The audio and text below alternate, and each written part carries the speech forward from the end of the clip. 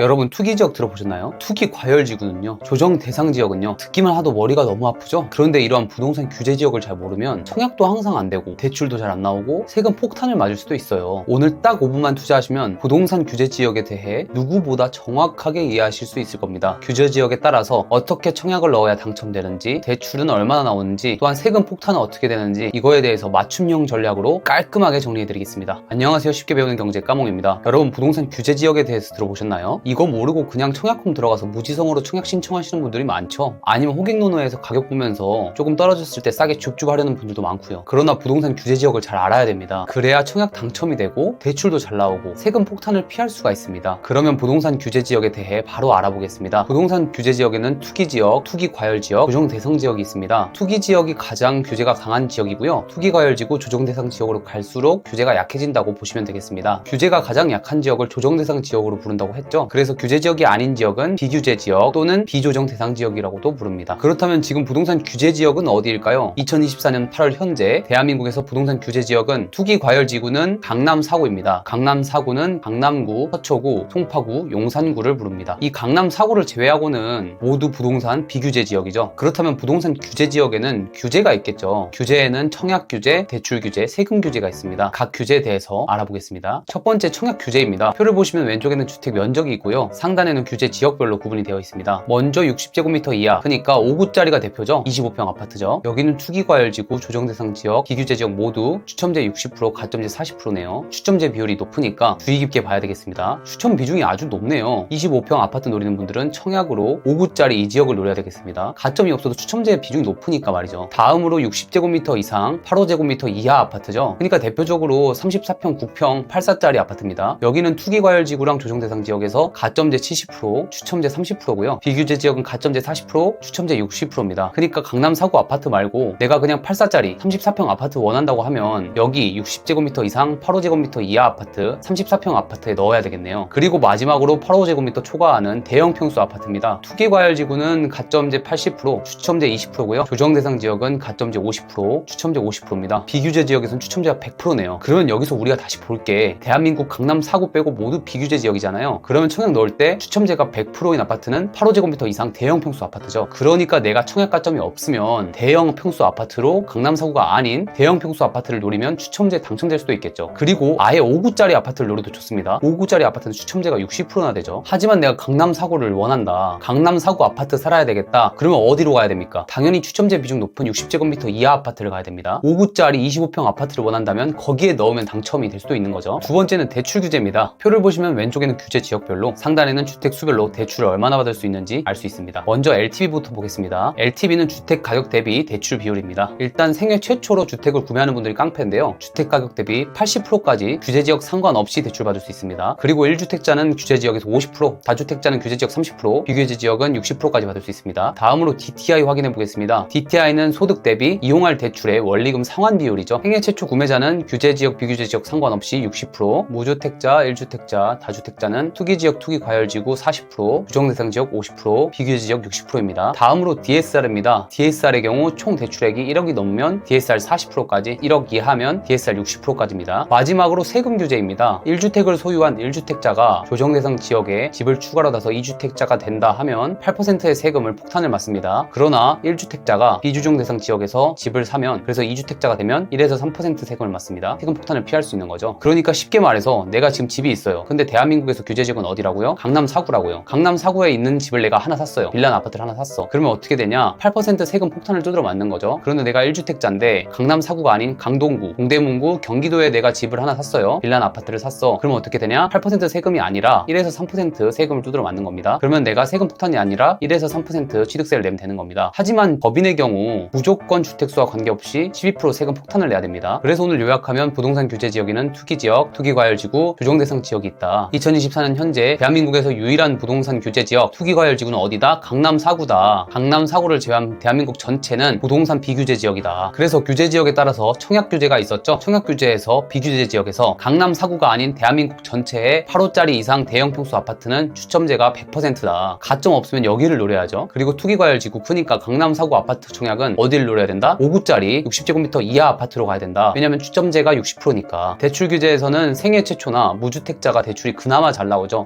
나머지는 잘 안 나온다. 마지막 세금 규제 보시면 내가 1주택자예요. 그런데 부동산 규제 지역 강남 4구에 내가 집을 하나 더 사서 2주택자가 됐어요. 그러면 8% 세금 폭탄 맞죠? 그런데 강남 4구가 아닌 다른 지역, 다른 구, 강동구를 내가 샀어요. 그럼 어떻게 된다? 그냥 1에서 3% 취득세 낸다. 하지만 법인은 12% 세금 무조건 확정이다. 오늘 제가 준비한 영상은 여기까지입니다. 영상이 도움이 되셨다면 구독과 좋아요 부탁드립니다. 감사합니다.